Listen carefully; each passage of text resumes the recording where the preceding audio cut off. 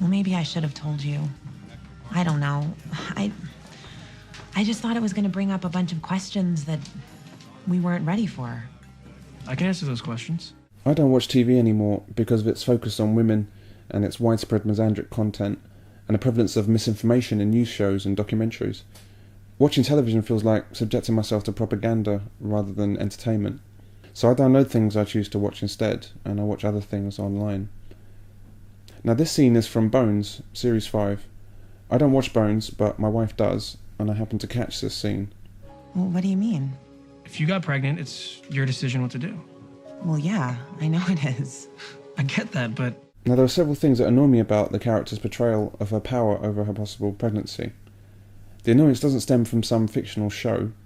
It stems from the fact that this mirrors the attitude of perhaps most women in our society. The society where all choices and all reproductive power are for her alone. The society where a woman has a debate with herself about if she's even going to inform the father of her pregnancy. Where a woman can have an abortion without the father ever even knowing she was pregnant.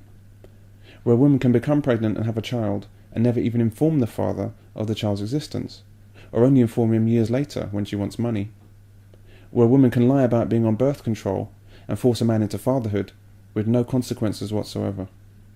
I think that a great majority of women truly believe that any decisions about pregnancy are issues that only affect her, and he's merely an obligation object, a financial object, a responsibility object.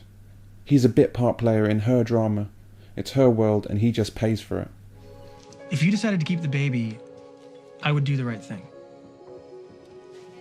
You would? I absolutely would.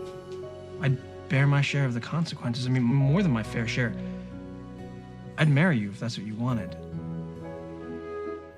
The dynamic between men and women in the post-contraceptive pill age is so unhealthy and so damaging to men and children, I think it simply has to come to an end. But even then, the smug attitude of too many women about the sanctity of her own body and her choices, juxtaposed with her complete disregard for the choices and dreams of men, is something which approaches a sickness, and which I find a repellent feature of the women of our times.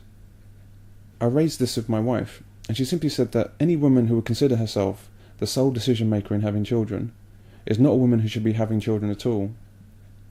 Why don't we all think this way? Why do men accept behaviour from women which is so damaging to himself and to children that it borders on the depraved? We can't change where ultimate reproductive power lies, but we can sure as hell keep it from destroying a man's life. Bring on the male pill.